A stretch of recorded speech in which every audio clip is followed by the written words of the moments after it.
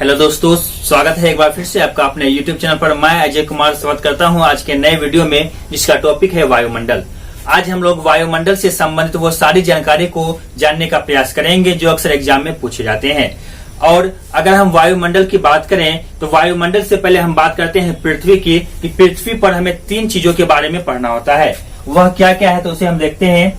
तो मान लेते हैं कि यह पृथ्वी है और पृथ्वी पर जो हमें अध्ययन करना होता है वह वायुमंडल, जलमंडल और स्थलमंडल। पृथ्वी पर यह 3 प्रकार के मंडल पाए जाते हैं, वायुमंडल, जलमंडल और स्थलमंडल। और इनके मिश्रित रूप को कहते हैं जैवमंडल। जीवन के लिए यह अनुकूल होता है, इसे हम कहते हैं जैवमंडल। तो दोस्तों आज जो है इसी में से एक भाग जो है वायुमंडल का, इसको हम पढ़ने वाले हैं कि वायुमंडल किसे कहते हैं और वायुमंडल से संबंधित कौन कौन से ऐसे प्रश्न हैं जो एग्जाम में पूछे जाते हैं और आपको जानना अनिवार्य है। तो अब हम जानते हैं वायुमंडल के बारे में। अगर वायुमंडल का डिफिनेशन कहा जाए कि वायुमंडल की परिभाषा क्या है, वायुमंडल हम किसे कहेंगे, तो पृथ्वी के चारों ओर वायु के आवरण को हम वायुमंडल कहते हैं। यानी पृथ्वी के चारों तरफ जो फैले हुए वायु का आवरण है, वायु की परत है, उसी को हम क्या कहेंगे, वायुमंडल कहेंगे। और यह वायु होता क्या है, तो यह गैसों का मिश्रण होता है। इसमें कई सारी गैसें जो है मिली हुई रहती है और इसी मिश्रित रूप को हम कहते हैं वायुमंडल। इसे हम एक डायग्राम के माध्यम से समझ लेते हैं। मान लेते हैं यह हमारी पृथ्वी है और इस पृथ्वी के चारों तरफ जो है एक वायु का आवरण है। पृथ्वी के चारों तरफ वायु का आवरण है, जिसे हम वायु का परत भी कह सकते हैं। और इसी वायु के आवरण को हम क्या कहते हैं, तो वायुमंडल कहते हैं। या पृथ्वी के चारों तरफ जो वायु का आवरण है, जो वायु की एक परत है, इसी को हम क्या कहते हैं, वायुमंडल कहते हैं। और इसमें जो है कई सारी गैसें मिली हुई रहती है, यानी गैसों का इसमें मिश्रण होता है। अब हम बात करते हैं कि आखिर यह गैस आती कहां से है, यह गैस कहां से आई है। तो इस गैस का जो उद्भव हुआ है, इन गैसों का जो उद्भव हुआ है, वह भी जो है पृथ्वी के अंदर से ही हुआ है। यानी पृथ्वी के रिसाव के कारण जो है यह गैस वायुमंडल में फैले हैं, जो कि वायुमंडल के ऊपर जो एक परत बनाई हुई है। और यह जो पृथ्वी से जुड़ी हुई है, इसका कारण है गुरुत्वाकर्षण।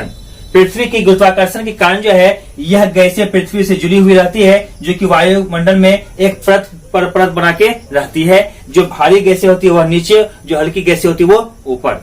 यानी हम कह सकते हैं कि वायुमंडल किसे कहेंगे, तो पृथ्वी के चारों तरफ फैले हुए वायु के आवरण या गैसों के मिश्रण के आवरण को हम क्या कहेंगे, वायुमंडल कहेंगे। तो दोस्तों अब हम बात करते हैं वायुमंडल में मुख्य रूप से कौन कौन सी गैसें हैं। तो अगर वायुमंडल की प्रमुख गैसों की हम बात करते हैं तो सबसे पहले आता है नाइट्रोजन। नाइट्रोजन जिसे हम N2 से जो है प्रदर्शित करते हैं। तो नाइट्रोजन की जो मात्रा है यह 78.08% है। वायुमंडल में नाइट्रोजन की जो मात्रा है वह है 78.08%। और एग्जाम में आपको ऑप्शन में 78% भी दे सकता है। तो अगर 78% देगा तो 78% ही होगा, लेकिन अगर डिफिकल्ट करना चाहेगा तो वहां पे आपको पॉइंट में दिया जा सकता है। तो आपको याद रखना है 78.08%। यह नाइट्रोजन की मात्रा सबसे अत्यधिक है वायुमंडल में। उसके बाद दूसरी जो गैस है वो है ऑक्सीजन, जिसकी मात्रा है 20.95%। 20.95%। यहाँ पर आपको कहीं कहीं पर 21% भी, 21% भी रहेगा, तो वो भी सही है। लगभग 21% के आसपास ही ये रहता है। ठीक है, तो ऑक्सीजन की मात्रा कितनी हो गई, 20.95%। तीसरी जो प्रमुख गैस है यह है आर्गन।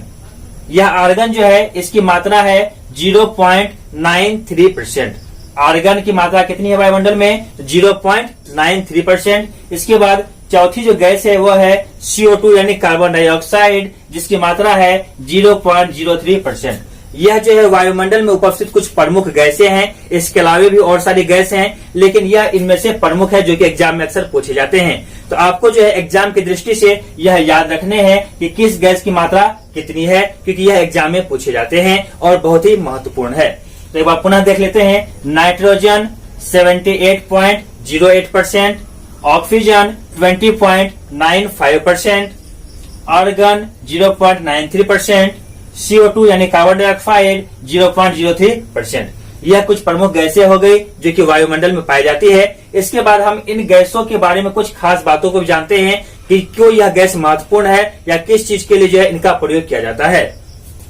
तो सबसे पहले हम बात करते हैं नाइट्रोजन की। तो नाइट्रोजन गैस जो है यह आग को नियंत्रित करने में काम में लाया जाता है, यानी फायर को, आग को कंट्रोल करने के लिए जो है नाइट्रोजन गैस का प्रयोग किया जाता है, क्योंकि यह जो है किसी पदार्थ को जलने में जो है कठिनाई उत्पन्न करती है, इसलिए आग नियंत्रण करने में जो है नाइट्रोजन का प्रयोग किया जाता है। इसके अलावा पौधे, आपको पता होगा जो पेड़ पौधा जो विकास होता है उसके लिए जो है नाइट्रोजन गैस की आवश्यकता होती है, जो कि नाइट्रेट ऑक्साइड के रूप में वो प्रयोग करते हैं। तो पौधे के लिए भी जो है नाइट्रोजन महत्वपूर्ण है। इसके अलावा कार के टायर, यानी जो हम लोग देखते हैं कार के टायर में जो गैस या हवा भरी जाती है उसमें भी सर्वाधिक मात्रा जो होती है वो नाइट्रोजन की ही होती है, यानी कार के टायर में हवा भरने के लिए भी नाइट्रोजन का ही प्रयोग किया जाता है। इसके बाद हम बात करते हैं ऑक्सीजन की। आप जानते ही होंगे कि ऑक्सीजन हमारे लिए कितना महत्वपूर्ण गैस है। इसी के कारण जो है सभी जीव जंतु जीवित रहते हैं, क्योंकि हम श्वसन क्रिया में ऑक्सीजन गैस का प्रयोग करते हैं। तो सबसे पहले तो हम जानेंगे कि जीव जंतु के श्वसन के लिए क्या चाहिए, ऑक्सीजन चाहिए। तो ऑक्सीजन सबसे महत्वपूर्ण गैस है हमारे लिए खासकर, ठीक है। इसके अलावा जो है ईंधन जलाने में जो है ऑक्सीजन का प्रयोग किया जाता है, यानी आग लगाने में, आग को जलाने में जो है प्रयोग किसका होता है, ऑक्सीजन होता है, ऑक्सीजन का होता है। कहीं अगर ईंधन में आग लगती है तो आग लगने का प्रमुख कारण क्या होता है, तो ऑक्सीजन की उपस्थिति। बिना ऑक्सीजन की उपस्थिति के कारण जो है आग नहीं लग सकती है। तो ईंधन को जलाने के लिए ऑक्सीजन की आवश्यकता होती है, और जीव जंतु को श्वसन के लिए जो है ऑक्सीजन की आवश्यकता होती है। इसके अलावा आप यह भी जानते होंगे कि पेड़ पौधे जो है प्रकाश संश्लेषण की क्रिया में जो है ऑक्सीजन को मुक्त करते हैं, जो कि हम ग्रहण करते हैं। आगे तीसरा जो है वो है आर्गन गैस। आर्गन गैस जो है यह एक अकरीय गैस है। एग्जाम में पूछे भी जाते हैं कि निम्नलिखित में से कौन सी गैस जो है वायुमंडल में अकरीय गैस के रूप में पाई जाती है। तो वह अकरीय गैस के रूप में जो पाई जाती है वह है आर्गन गैस, यानी आर्गन गैस वायुमंडल में अकरीय गैस के रूप में पाई जाती है, और यह गैस जो है रासायनिक क्रिया नहीं करता है। आर्गन गैस रासायनिक क्रिया नहीं करता है। इसके बाद है कार्बन डाइऑक्साइड। कार्बन डाइऑक्साइड जो है ये एक भारी गैस है और आग बुझाने में सहायक है। आग बुझाने में जो है यह सहायक है कार्बन डाइऑक्साइड, जो कि एक भारी गैस है। इसके अलावा आपको पता ही होगा प्रकाश संश्लेषण में जो है पेड़ पौधे कार्बन डाइऑक्साइड गैस का प्रयोग करते हैं, कार्बन डाइऑक्साइड को ग्रहण करते हैं और उसके द्वारा ही वो प्रकाश संश्लेषण की क्रिया को पूर्ण करते हैं। यह वायुमंडल की कुछ प्रमुख गैसें हो गई जो कि आपको याद रखनी है। इसके बाद हम बात करते हैं हरित गृह गैस के बारे में। हरित गृह गैस जिसे कि हम ग्रीन हाउस गैसेज भी कहते हैं, इससे कई सारे सवाल एग्जाम में पूछे जाते हैं। कभी कभी ऐसा भी पूछा जाता है कि निम्नलिखित में से कौन से ग्रीन हाउस गैस की श्रेणी में नहीं आते हैं। इसके अलावा पूछा जाता है कौन कौन आते हैं तथा ग्रीन हाउस गैस क्या है, ये सारी चीजों को पूछा जाता है एग्जाम में, इसलिए यह भी आपके लिए पढ़ना अनिवार्य है, जो कि एग्जाम में महत्वपूर्ण है। तो दोस्तों देखते हैं कि ग्रीन हाउस गैसेज क्या है, यानी हरित गृह गैस क्या है। तो ऐसी गैसें जो पृथ्वी से पूर्ण परावर्तित होने वाले विकिरण या तापमान को रोककर पृथ्वी को रात में अति शीतल होने से बचाती है, वैसे ही गैसों को हम क्या बोलते हैं, हरित गृह गैस कहते हैं। यानी दोस्तों हम जानते हैं कि हमें जो गर्मी का अनुभव होता है या फिर जो हम तापमान को महसूस करते हैं, यह जो है पार्थिव विकिरण के कारण होता है। दो प्रकार के विकिरण होता है, सौर विकिरण और पार्थिव विकिरण। सौर विकिरण यानी सूर्य से आने वाली जो रोशनी होती है, प्रकाश होती है, और जो पार्थिव विकिरण है वह पृथ्वी से निकलने वाली प्रकाश या रोशनी को हम पार्थिव विकिरण कहते हैं। तो हमारा जो वायुमंडल गर्म होता है, यानी हमें जो गर्मी की अनुभूति होती है, इसमें सौर विकिरण काम नहीं करता है, इसमें पार्थिव विकिरण काम करता है। यह कैसे काम करता है तो इसको हम समझते हैं। तो इसे हम देखते हैं कि मान लेते हैं जैसे ये हमारी पृथ्वी है और इसके चारों तरफ जो है यह वायुमंडल बना हुआ है, ठीक है। ऊपर में यहां पर हम सन मान लेते हैं कि यह सन है, सूर्य, और सूर्य से जो रोशनी आती है यह जो है डायरेक्ट पृथ्वी में प्रवेश करती है। यह रोशनी जो है यह डायरेक्ट पृथ्वी में प्रवेश करती है और यह लघु तरंग के रूप में प्रवेश करती है। यह किस तरंग के रूप में प्रवेश करती है, तो यह लघु तरंग के रूप में प्रवेश करती है, और इससे जो है हमारा वायुमंडल गर्म नहीं होता है। लेकिन जब यह सूर्य की रोशनी यानी सूर्य का प्रकाश जब पृथ्वी के अंदर पहुंचती है और पृथ्वी की सतह को गर्म करके जब यह वापस निकलने लगता है, तो यह दीर्घ तरंग के रूप में निकलता है।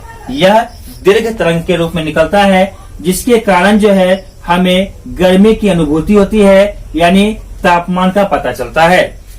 तो सूर्य से जो रोशनी पृथ्वी तक पहुंचती है, इससे हमें गर्मी का अनुभव नहीं होता है, तापमान का पता नहीं चलता है। लेकिन यहाँ से जो वापस पृथ्वी से वापस जो है वायुमंडल की तरफ, ऊपर की तरफ जो है, जब यह प्रकाश जाने लगती है, यानी उष्मा निकलने लगती है, तो यह दीर्घ तरंग के रूप में निकलती है और इसी से हमें गर्मी का अनुभव होता है। सूर्य के बाहर की अगर हम बात करें, बाहर का जो पहला परत जिसे हम प्रकाश मंडल कहते हैं, यहाँ पर 6000 डिग्री सेल्सियस टेम्परेचर होता है। तो यह टेम्परेचर जो है जमीन पर यानी धरती तक पहुंचती है तो यह डायरेक्ट रूप में पहुंच जाती है, इससे हमें कोई गर्मी का अनुभव नहीं होता है। लेकिन जब यह बाहर की ओर निकलने लगता है तो दीर्घ तरंग के रूप में निकलता है और कुछ टेम्परेचर, तापमान जो है वह जमीन पर या वायुमंडल में रह जाता है, जिसके कारण से जो है हमें गर्मी की अनुभूति होती है। और इसको रोकने का काम कौन करता है? तो यही हरित गृह गैस करते हैं। इसलिए इनका डेफिनेशन दिया गया है कि ऐसी गैसें जो पृथ्वी से पूर्ण परावर्तित होने वाले विकिरण, यानी पृथ्वी से जो पूर्ण परावर्तित यानी वापस जाने वाली किरण होती है, उसे क्या कहती है? तो उसे रोककर पृथ्वी को रात में अति शीतल होने से बचाती है। यानी अगर यह गैसें नहीं रहेंगी तो फिर जैसे ही सूर्य का प्रकाश आया गर्मी लगा, सूर्य का प्रकाश गया गर्मी खत्म। यानी रात के समय में सूर्य के प्रकाश के उपस्थिति नहीं होने के कारण जो है अत्यधिक शीतलता, अत्यधिक ठंडी का अनुभव होगा। लेकिन यह जो हरित गृह गैस होते हैं, यही प्रकाश की कुछ मात्रा को अपने में अवशोषित कर लेते हैं, जिसके कारण जो है पृथ्वी अत्यधिक शीतल होने से यानी अत्यधिक ठंडा होने से बच जाती है। तो यह जो है हरित गृह गैस का प्रमुख कार्य है। अब हम देखते हैं कि हरित गृह गैस में कौन कौन सी प्रमुख गैस है, उनके बारे में जानते हैं। तो पहला है CO2 यानी कार्बन डाइऑक्साइड। यह एक भारी गैस है और यह जो है हरित गृह गैस में शामिल है। तो कार्बन डाइऑक्साइड, दूसरा CH4 यानी मीथेन, इसे हम मीथेन गैस भी कहते हैं। तो यह जो है मीथेन गैस कहलाती है और यह भी हरित गृह गैस में शामिल है। इसके अलावा O3 यानी ओजोन, O3 का मतलब है ओजोन से। इसके अलावा वाटर वेपर यानी जलवाष्प, NO nitrate oxide, CFC chlorofluorocarbon, यानी यह 6 प्रमुख गैसें जो है यह हरित गृह गैस में आते हैं। अगर एग्जाम में आपसे पूछा जाए कि निम्नलिखित में से कौन कौन सी गैस जो है हरित गृह गैस में आती है, तो वह है CO2, CH4, O3, water vapour, NO, CFC यानी कार्बन डाइऑक्साइड, मीथेन, ओजोन, जलवाष्प, नाइट्रेट ऑक्साइड और क्लोरोफ्लोरोकार्बन। ये सारी गैसें जो है हरित गृह गैस में शामिल है। तो दोस्तों इसके बाद अब हम जानेंगे वायुमंडल की परतों के बारे में। तो अगर आप इनका स्क्रीनशॉट लेना चाहें तो आप स्क्रीनशॉट ले सकते हैं। तो दोस्तों अब हम बात करते हैं वायुमंडल की परतों के बारे में। सबसे पहले हम यह समझते हैं कि आखिर यह परत है क्या और ये इनको किस प्रकार से जो है बांटा गया है। तो सबसे पहले हम इस डायग्राम के माध्यम से समझते हैं। इसे हम पृथ्वी मान लेते हैं और जैसा कि हमने भी पढ़ा कि पृथ्वी के चारों ओर वायु के आवरण को ही हम वायुमंडल कहते हैं। तो यह जो वायु का आवरण है यानी वायुमंडल है, इसी को जो है 5 परतों में बांटा गया है। इसी को 5 परतों में बांटा गया है और इनके बारे में ही हमें पढ़ना है। और इन वायुमंडल के जो 5 भाग हैं यानी 5 परतों में जो बांटा गया है इनको, इसका मुख्य कारण जो है वह है गैसीय गुण। यानी इन परतों में जो गैसें पाई जाती है उनमें अलग अलग प्रकार के कुछ गुण पाए जाते हैं, जिनके कारण जो है इन परतों का बंटवारा किया गया है।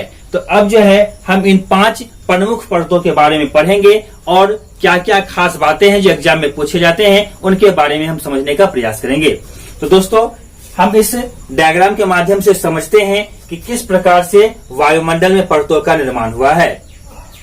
सबसे पहले हम यहाँ देखते हैं कि यह हमारा धरातल है और हम जानते हैं कि पृथ्वी हमारी गोल है और पृथ्वी का ऊपर का भाग जो है धरातल कहलाता है, जिसको मैंने ये लिया हुआ है और इसके माध्यम से ही हम समझने का प्रयास करेंगे। तो पृथ्वी के ऊपर जो है यह वायुमंडल की परत है और पहला परत जो है उसे हम कहते हैं क्षोभ मंडल। पहला परत जो है इसे क्षोभ मंडल कहा जाता है और इसे इंग्लिश में ट्रोपोस्फेयर भी कहा जाता है। इंग्लिश में ट्रोपोस्फेयर और हिंदी में क्षोभ मंडल के नाम से इसे हम जानते हैं। और यह जो है पोल यानी ध्रुवीय क्षेत्र में यानी ध्रुव से जो है 8 किलोमीटर की ऊंचाई पर और 0 डिग्री इक्वेटर यानी विषुवत रेखा से 18 किलोमीटर की ऊंचाई पर स्थित है। हम जानते हैं कि हमारी पृथ्वी क्या है, तो यह गोलाकार है। तो यह जो ध्रुव है यहाँ से ऊपर 8 किलोमीटर और यहाँ विषुवत रेखा जो इक्वेटर है, तो यहाँ से अगर ऊपर जाएंगे तो 18 किलोमीटर, यानी ध्रुव से 8 किलोमीटर ऊंचाई पर और विषुवत रेखा से 18 किलोमीटर की ऊंचाई तक, यहाँ तक जो है क्षोभ मंडल की सीमाएं हैं। और क्षोभ मंडल के बाद जो है दूसरा मंडल है वह है समताप मंडल। समताप मंडल जिसे कि स्ट्रेटोस्फेयर भी कहा जाता है। समताप मंडल को स्ट्रेटोस्फेयर भी कहा जाता है, यह इनका इंग्लिश नाम है। और यह जो है 18 किलोमीटर विषुवतीय क्षेत्र और ध्रुवीय क्षेत्र से 8 किलोमीटर से ऊंचाई पर और 50 किलोमीटर से नीचे, यानी 50 किलोमीटर तक के क्षेत्र में जो है जो क्षेत्र आता है उसे हम क्या बोलते हैं, समताप मंडल या स्ट्रेटोस्फेयर कहते हैं। यानी कि जो क्षोभ मंडल की ऊपरी परत है उसे हम क्या कहते हैं, उसे हम समताप मंडल कहते हैं। इसके बाद तीसरा जो मंडल है यह है मध्य मंडल। तीसरे मंडल को हम मध्य मंडल के नाम से जानते हैं, इसे मेसोस्फेयर के नाम से भी जाना जाता है। मध्य मंडल को मेसोस्फेयर के नाम से जाना जाता है। यह जो है 50 से 80 किलोमीटर की ऊंचाई पर है, यानी 30 किलोमीटर की मोटी परत है मध्य मंडल की, 50 किलोमीटर से 80 किलोमीटर के बीच। इसके बाद बात करते हैं हमारा जो चौथा मंडल है यह है आयन मंडल। चौथा मंडल आयन मंडल है जिसे कि आयनोस्फेयर भी कहा जाता है। और इसकी का ऊंचाई की बात करें तो 80 किलोमीटर से लेके 640 किलोमीटर तक की है। इसकी ऊंचाई कितनी है, तो 80 से 640 किलोमीटर तक की, यानी आयन मंडल की जो मोटाई है वह 80 किलोमीटर से लेकर 640 किलोमीटर के बीच की है। इसके बाद बात करते हैं बाह्य मंडल की, जिसे एक्सोस्फेयर भी कहा जाता है। बाह्य मंडल जिसे एक्सोस्फेयर भी कहा जाता है, 640 किलोमीटर से जो ऊपर की परत है, 640 किलोमीटर से जो ऊपर का भाग है, इसे हम कहते हैं बाह्य मंडल या एक्सोस्फेयर। और इसका जो ऊपरी सीमा है यह अभी तय नहीं किया गया है, इसलिए आपको सिर्फ 640 किलोमीटर से ऊपर ही रखना है कि 640 किलोमीटर के ऊपर का जो क्षेत्र है, जो मंडल है, उसे हम कहते हैं बाह्य मंडल। अब आपको मैंने इंग्लिश में और हिंदी में दोनों ही नाम दे रखा है। इसका कारण यह है कि एग्जाम में कभी कभी हिंदी नाम देता है तो कभी इंग्लिश नाम देता है, यानी कुछ भी दे सकता है, तो आपको दोनों ही याद रखना है। कभी कभी ऐसा होता है कि आप क्षोभ मंडल को हिंदी में नहीं लिख के आपको वहां पर ट्रोपोस्फेयर को ही हिंदी में लिख के दे दिया जाएगा, जिसके कारण जो आप कंफ्यूज हो सकते हैं। इसलिए जो है हिंदी और इंग्लिश दोनों ही नाम याद करना जरूरी है, ताकि एग्जाम में आप कंफ्यूजन में न रहें। इसके बाद अब हम बात करते हैं इसकी कुछ खास बात की, यह जो मंडल है इस मंडल में क्या क्या खास बातें हैं और क्या क्या इनके बारे में पढ़ना है, उनके बारे में हम जानते हैं। सबसे पहले हम बात करते हैं क्षोभ मंडल की। क्षोभ मंडल की क्या कुछ खास बातें हैं जो कि हमें पढ़नी है और एग्जाम के लिए महत्वपूर्ण है। तो क्षोभ मंडल की अगर हम बात करेंगे तो इसके लिए जो सबसे पहला पॉइंट है वो यह है कि पृथ्वी की जो धरातल है, धरातल से सबसे नजदीक का जो मंडल है वह मंडल कौन सा है, तो वह है क्षोभ मंडल। यानी धरातल से जो है यह सबसे ज्यादा नजदीक है, धरातल से यह सबसे ज्यादा नजदीक है, जिसे कि हम क्षोभ मंडल कहते हैं। यह पहला पॉइंट हो गया जो कि एग्जाम के लिए महत्वपूर्ण है। उसके बाद दूसरी बात की अगर हम बात करें तो यह क्षोभ मंडल जो है ध्रुव से जो है मात्र 8 किलोमीटर की ऊंचाई तक है, लेकिन अगर हम इक्वेटर की बात करें, विषुवत रेखा की बात करें, तो यहाँ से 18 किलोमीटर की ऊंचाई तक है। यानी कि ध्रुव क्षेत्र से जो है यह कम ऊंचाई पर है और विषुवत रेखा के क्षेत्र से जो है ज्यादा ऊंचाई पर है। तो यह ऊंचाई के बारे में भी आपको याद रख लेना है कि ऊंचाई जो है ध्रुव के लिए कम है और इक्वेटर के लिए यानी विषुवत रेखा के लिए ज्यादा है। अब इसके बारे में तीसरी खास बात हम करते हैं जो एग्जाम की दृष्टि से महत्वपूर्ण है। तो मौसम संबंधी जितनी भी घटनाएं होती है वो सारी इसी मंडल में होती है, जैसे आंधी, चक्रवात, प्रति चक्रवात, तूफान, बारिश, कोहरा, ये सारी घटनाएं जो होती है, ये सारी घटनाएं घटित होती है क्षोभ मंडल में। इसलिए हम कह सकते हैं कि मौसम संबंधित सारी घटनाएं कहाँ पर घटित होती है, वह क्षोभ मंडल में ही घटित होती है। उसके बाद अगर हम इसकी औसत ऊंचाई की बात करें तो इसकी औसत ऊंचाई जो है 12 से 16 किलोमीटर तक ली जाती है। अभी हमने देखा यह कि इक्वेटर से जो है 18 किलोमीटर ऊंचाई तक और पोल यानी ध्रुव से जो है 8 किलोमीटर की ऊंचाई तक। लेकिन अगर हम औसत की बात करें तो यह 12 से 16 किलोमीटर की ऊंचाई तक मानी जाती है। और तीसरा, हमने मौसम संबंधी जानकारी को समझ लिया कि मौसम संबंधी सारी घटनाएं कहां पर होती है, तो क्षोभ मंडल में ही होती है। इसके बाद जो अगला पॉइंट बनेगा वो है कि क्षोभ मंडल में जो है भारी गैस पाए जाते हैं। इस मंडल में भारी गैस पाए जाते हैं। एग्जाम्पल के तौर पर हम लोग CO2 यानी कार्बन डाइऑक्साइड को ले सकते हैं कि जो भारी गैस होती है वो कहां पर पाई जाती है, क्षोभ मंडल में पाई जाती है। इसकी अगली खास बात को हम देखते हैं कि पृथ्वी से जो ही हम ऊपर की तरफ बढ़ेंगे तो हमें तापमान जो है घटता हुआ प्रतीत होगा। इसका एक रेशियो भी है कि 165 मीटर की ऊंचाई पर जो है 1 डिग्री सेल्सियस तापमान जो है घटता हुआ प्रतीत होगा। 165 मीटर की ऊंचाई पर हम जाएंगे तो 1 डिग्री सेल्सियस जो है हमें घटता हुआ प्रतीत होगा। अथवा इसे हम इस रूप में भी ले सकते हैं कि 1 किलोमीटर की ऊंचाई पर जो है हमें 6.4 डिग्री सेल्सियस जो है तापमान घटता हुआ प्रतीत होगा। तो यह रेशियो आपको याद रखना है कि जो ही हम ऊपर की तरफ बढ़ेंगे, धरातल से वायुमंडल की तरफ बढ़ेंगे, तो वहां पर क्या होगा, तो हम ऊंचाई की तरफ जाने पर जो है हमें तापमान कम होता हुआ प्रतीत होगा। यह रेशियो आपको याद रखना है कि प्रत्येक 165 मीटर पर जो है 1 डिग्री सेल्सियस जो है तापमान घटता है अगर हम ऊंचाई की ओर बढ़ते हैं तो। और प्रत्येक 1 किलोमीटर जो है, प्रत्येक किलोमीटर की ऊंचाई पर जो है 6.4 डिग्री सेल्सियस तापमान हमें घटता हुआ दिखता है। यहाँ पर आपके एग्जाम में 6.5 डिग्री सेल्सियस भी रह सकता है। अगर 6.5 भी होगा तो सही होगा। इन दोनों में से कोई भी रहेगा तो वो सही रहेगा।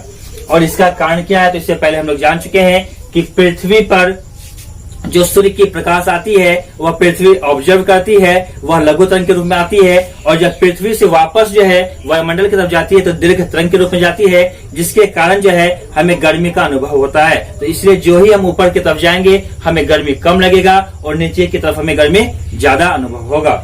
इस क्षोभ मंडल के संबंध में एक और खास बात हमें याद रखनी है कि गर्मी के मौसम में जो है इस क्षोभ मंडल की ऊंचाई बढ़ जाती है और जाड़े के मौसम में जो है इस क्षोभ मंडल की ऊंचाई घट जाती है। और इसका कारण जो है यह, इसको हम संवहनीय धारा के रूप में ले सकते हैं। इसका कारण क्या होता है, तो नीचे की तरफ यानी धरातल की तरफ जो है टेम्परेचर ज्यादा होने के कारण जो है वायु गर्म होती है, गर्म होकर जो है वह फैलने लगती है और ऊपर की ओर जाने लगती है। तो ऊपर की ओर जाने के कारण जो है वह लेयर को जो है और ऊपर कर लेती है, क्षोभ मंडल के लेयर को। और जाड़े के मौसम में चूंकि वायु कम गर्म होती है, इसके कारण जो है वह नीचे की ओर हो जाती है। यानी हम कह सकते हैं कि क्षोभ मंडल की जो परत है ये गर्मी के मौसम में जो है ज्यादा ऊंचा हो जाता है और जाड़े के मौसम में जो है यह कम हो जाता है यानी नीचे हो जाता है। इसके बाद हम दूसरी परत की बात करते हैं समताप मंडल की। यह समताप मंडल जो है यह क्षोभ मंडल के ऊपर की परत है और इसके बारे में कुछ खास बातों को हम जानते हैं जो कि एग्जाम की दृष्टि से महत्वपूर्ण है। तो सबसे पहली जो महत्वपूर्ण बात है वो यह है, इसका जो मंडल है यह समताप मंडल जो है 50 किलोमीटर की ऊंचाई तक है। और इस मंडल में मौसम संबंधी जो है कोई भी घटनाएं नहीं होती है, मौसम संबंधी कोई भी घटनाएं नहीं होती है। और ऐसा होने के कारण जो है यहाँ पर वायुयान उड़ाने के लिए जो है आदर्श मंडल इसे माना जाता है। यानी वायुयान उड़ाने के लिए जो है समताप मंडल को आदर्श मंडल माना जाता है और वायुयान समताप मंडल में ही उड़ाया जाता है। उसका प्रमुख कारण यह है कि यहाँ पर मौसम संबंधी कोई घटनाएं नहीं होती है, जिससे वायुयान उड़ाने में जो है आसानी होती है। साथ ही साथ यहाँ पर जो घनत्व है वायु का, तो वायु घनत्व भी यहाँ पर जो है वह कम होता है। वायु घनत्व यहाँ पर कम होता है, इस कारण से भी जो है वायुयान यहाँ पर तेजी से उड़ सकता है। इसलिए वायुयान प्रायः जो है समताप मंडल में ही उड़ाया जाता है। ये एग्जाम में सवाल पूछे जाते हैं कि किस मंडल में वायुयान को उड़ाया जाता है, वह समताप मंडल में वायुयान को उड़ाया जाता है। इसके बाद हम कुछ खास बातों को जानते हैं कि समताप मंडल में एक परत होती है जिसे हम ओजोन परत कहते हैं। इससे पहले हमने ओजोन परत के बारे में जाना था, जिसका कि अभी अपक्षय भी हो रहा है और उसका अपक्षय का प्रमुख कारण जो है वो CFC है, यानी क्लोरोफ्लोरोकार्बन है, जिसका प्रयोग जो है ज्यादा होने के कारण जो है ओजोन परत का लेयर वह पतला हो रहा है। इसलिए जो सूर्य से आने वाली पराबैंगनी किरणें हैं उसे रोकने में जो है थोड़ी सी समस्याएं हो रही है। यानी अगर ओजोन परत नहीं रहेगी तो हमें काफी नुकसान हो सकता है, क्योंकि यह ओजोन परत जो है यह सूर्य से आने वाली पराबैंगनी किरणों को रोकती है, जो कि हमारे शरीर तक यानी हमारे पृथ्वी तक पहुंचने नहीं देती है, जिससे कि हम कैंसर जैसी बीमारियों से बचे रहते हैं। तो यह ओजोन परत काफी महत्वपूर्ण है। और इसकी अगर हम ऊंचाई की बात करें तो यह वैसे तो 15 से 50 किलोमीटर के बीच होती है, लेकिन 20 से 35 किलोमीटर के बीच जो है यह ओजोन परत जो है यह सर्वाधिक घनत्व वाला होता है, और यह जो है सूर्य की पराबैंगनी किरणों को रोकती है।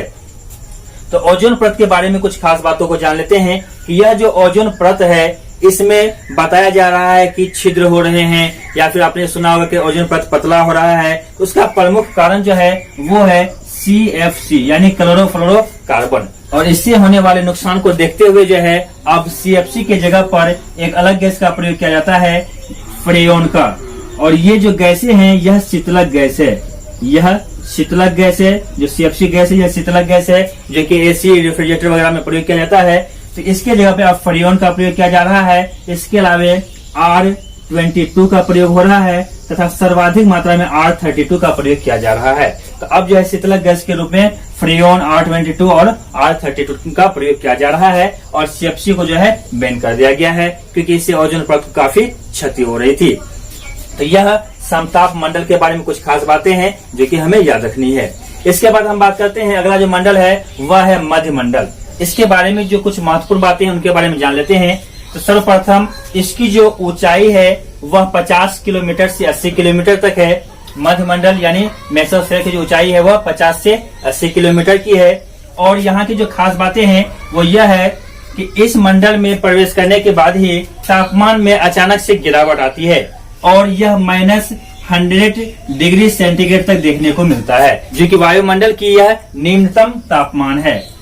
इसके अलावा जो दूसरी खास बात है, यहाँ पर उल्का जैसी घटनाएं घटती है।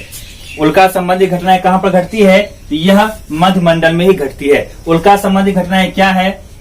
तो इससे पहले हम लोगों ने सौरमंडल में भी इस चीज को थोड़ा बहुत जाना था, तो यहाँ भी हम जानेंगे। अंतरिक्ष से जो गिरने वाली उल्का होती है वह जो है मध्य मंडल में पहुंचकर यह जलकर खत्म हो जाती है। यानी जो भी अंतरिक्ष से उल्का गिरती है और पृथ्वी को आकर्षित होती है वह जो है मध्य मंडल में आकर जल जाते हैं। और यह जो उल्का होता है यह चट्टानों के टुकड़े होते हैं, जो कि हम लोगों ने सौरमंडल में पढ़ा था। यह चट्टानों के टुकड़े होते हैं जिसे कि रात्रि आसमान में जो है टूटता हुआ तारा कहा जाता है। इसे टूटता हुआ तारा भी कहा जाता है रात्रि के आसमान में देखने पर। और यह असल में होता क्या है? तो चट्टानों के टुकड़े होते हैं, यह कोई टूटता हुआ तारा नहीं होता है, क्योंकि तारा कभी टूट ही नहीं सकता है, क्योंकि वह गैसों का बना होता है। तो यह उल्का जो है मध्य मंडल में आकर यहाँ पर जल जाता है और इसका अस्तित्व खत्म हो जाता है, यानी इनके कण जो है वह छोटे छोटे हो जाते हैं। इसमें खास बातें जो हो गई वह क्या क्या हो गई? तो 50 से 80 किलोमीटर की इसकी ऊंचाई है। इसके अलावा यहाँ पर उल्का संबंधी घटनाएं घटती है। और तीसरी खास बात क्या हो गई कि यहाँ पर वायुमंडल की सबसे न्यूनतम तापमान पाई जाती है, -100 डिग्री सेंटीग्रेड तक। इससे पहले हमने देखा था क्षोभमंडल में यहाँ पर जो है जैसे हम ऊपर की ओर जाते हैं टेम्परेचर कम होते हुए प्रतीत होता है, लेकिन यहाँ समताप मंडल में जो है 20 किलोमीटर से नीचे तक जो है लगभग सामान्य स्थिति होती है। लेकिन जैसे ही 20 किलोमीटर के ऊपर आते हैं यहाँ पर अत्यधिक तापमान देखने को मिलता है। उसका कारण क्या है? तो वह है ओजोन परत, क्योंकि सूर्य से जो पराबैंगनी किरणें निकलती है वह जो है ओजोन परत जो अपने में अवशोषित कर लेती है और पृथ्वी तक नहीं आने देती है, जिससे कि हम त्वचा कैंसर जैसी बीमारियों से बच जाते हैं। तो यहाँ पर इन पराबैंगनी किरणों के कारण जो है तापमान बहुत ज्यादा होता है, इसलिए समताप मंडल में तापमान यहाँ पर ज्यादा होता है, टेम्परेचर ज्यादा होता है 20 किलोमीटर से ऊपर। लेकिन यहाँ पर मध्य मंडल में जो है टेम्परेचर अत्यधिक ही कम देखने को मिलता है, -100 डिग्री सेंटीग्रेड तक। अब हम बात करते हैं आयन मंडल की। आयन मंडल में जो खास बात है वह एक महत्वपूर्ण यह है कि यहाँ पर आयनीकृत वायु पाई जाती है। यहाँ पर आयनीकृत वायु पाई जाती है, यानी इसमें जो है इलेक्ट्रॉनिक्स गुण पाए जाते हैं, और जिसके कारण क्या होता है? तो पृथ्वी के धरातल से जो भी यहाँ पर रेडियो तरंगे छोड़ी जाती है वह जो है तरंगे यहाँ टकरा कर वापस परावर्तित हो जाती है, और जिससे कि हमें संचार में सहायता मिलती है।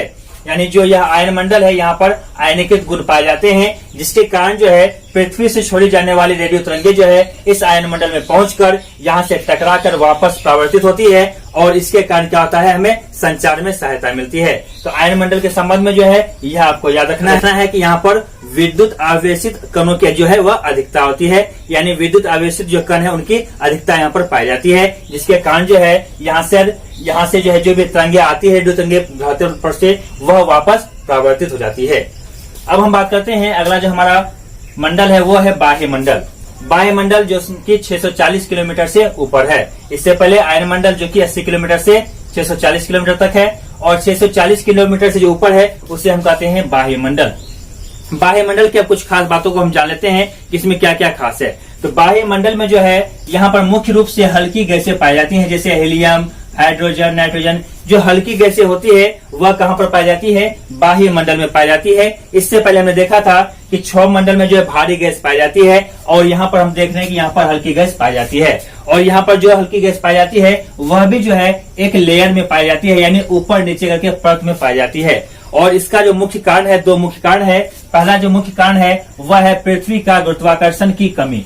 यहाँ पर जो है पृथ्वी का जो गुरुत्वाकर्षण है यह कमजोर पड़ जाता है, जिसके कारण जो है सभी गैस अपने भार के अनुसार जो है यह एक लेयर बना लेती है, यानी जो इनमें से भारी गैस है वह नीचे, जो उससे ज्यादा हल्की है वह ऊपर, उससे हल्की ऊपर, फिर हल्की वाली ऊपर। इस तरह से जो है लेयर बना लेती है। यह क्यों बना लेती है, तो पृथ्वी के गुरुत्वाकर्षण के कमजोर होने के कारण। और दूसरा जो प्रमुख कारण है इसका वह है यहाँ पर जो है पवन गति लगभग शून्य होती है, जिसके कारण कि यहाँ पर जो गैस है वह एक लेयर में हो जाते हैं। तो यह वायुमंडल से संबंधित कुछ खास बात है। और जितने भी उपग्रह छोड़े जाते हैं, पृथ्वी से जो भी उपग्रह छोड़े जाते हैं वह जो है इसी बाह्य मंडल में छोड़े जाते हैं। अगर आपको कहीं पर ऑप्शन में बाह्य मंडल नहीं मिलता है उपग्रह के लिए, तो आप आयन मंडल भी ले सकते हैं, लेकिन अधिकांशतः जो है उपग्रह जो है वो बाह्य मंडल में छोड़े जाते हैं। और इसमें से एक उपग्रह जो है जो खास है उसके बारे में हम जान लेते हैं, जिसे कहा जाता है भू-स्थैतिक उपग्रह। इसके बारे में हम कुछ बातों को जानते हैं जो कि महत्वपूर्ण है। तो भू-स्थैतिक उपग्रह, यह भू-स्थैतिक उपग्रह है क्या, यह हम जान लेते हैं। यह एक ऐसा उपग्रह है जो पृथ्वी की परिक्रमा करती है और वह भी पूरे 24 घंटे में पूरा करती है। यानी जैसे पृथ्वी 24 घंटे में अपने चक्कर को पूरा करती है, उसी प्रकार से जो है इसके ऊपर जो है एक परिक्रमा करने वाला उपग्रह होता है जिसका नाम है भू-स्थैतिक उपग्रह। और यह जो है 24 घंटे में ही जो है पृथ्वी की परिक्रमा करती है, जिससे कि यह उपग्रह जो है पृथ्वी के किसी एक स्थान से जो है एकदम निश्चित दिशा में होती है। इसका कारण यही है कि पृथ्वी जितनी देर में जो है अपना चक्कर पूरा करती है, पृथ्वी जितना देर में अपना घूर्णन पूरा करती है, उतने ही समय में जो है यह उपग्रह जो है अपना चक्कर पूरा कर लेता है, ताकि इनकी स्थिति जो है समान बनी रहे और 24 घंटे जो है लगातार संकेत उपलब्ध करवाते रहे। इसका प्रमुख कारण जो है वो यही है, यह जो है 24 घंटे लगातार संकेत उपलब्ध करवाते रहे।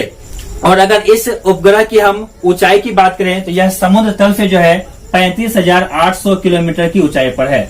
समुद्र तल से इस उपग्रह की ऊंचाई कितनी है, तो 35,800 किलोमीटर है। और यह 35,800 किलोमीटर जो है यह समुद्र तल से है, यह आपको याद रखना है। और इनका जो उपयोग किया जाता है, इनका उपयोग होता है डीटीएच तथा लाइव लोकेशन के लिए। डीटीएच और लाइव लोकेशन के लिए जो है इनका उपयोग किया जाता है। और इस उपग्रह की जो कक्षा है वह इतना ऊपर इसलिए बनाया गया है, हमने देखा अभी कि 35,800 किलोमीटर के ऊपर है, तो इतना ऊपर जो है इसका कक्षा इसलिए बनाया गया है ताकि 24 घंटे में पृथ्वी के गुरुत्वाकर्षण के बराबर जो है इस उपग्रह से अपकेंद्रीय बल उत्पन्न हो सके। यानी दोनों का जो पृथ्वी का गुरुत्वाकर्षण बल है और उपग्रह का जो अपकेंद्रीय बल है वह समान हो सके 24 घंटे में, ताकि इसकी स्थिति जो है वो समान बनी हुई रहे। तो इसके कारण ही जो है इसको 35,800 किलोमीटर यानी इतनी ऊंचाई पर रखा गया है। तो यह है भू-स्थैतिक उपग्रह, जिसके बारे में आपको जानना जरूरी है। तो दोस्तों यह जो है वायुमंडल और वायुमंडल की परतों के बारे में जो महत्वपूर्ण बातें थी उनके बारे में हमने जानने का प्रयास किया है। उम्मीद है कि अब अगर वायुमंडल चैप्टर से आपके एग्जाम में कोई भी सवाल पूछे जाते हैं तो आप उनका अच्छे से जवाब दे सकते हैं। तो दोस्तों अगर यह वीडियो आपको पसंद आया हो तो आप लाइक अवश्य कीजिएगा, दोस्तों को शेयर कीजिएगा तथा कमेंट के माध्यम से बताइएगा भी कि आपको यह वीडियो कैसा लगा। और जिन्होंने मेरे चैनल को सब्सक्राइब नहीं किया है वह सब्सक्राइब अवश्य कर ले, ताकि ऐसे ही आने वाले कई वीडियो आप तक पहुंच पाए। तो दोस्तों फिर मिलते हैं जल्द ही अगले वीडियो में, तब तक के लिए धन्यवाद और इस वीडियो को देखने के लिए आपका शुक्रिया।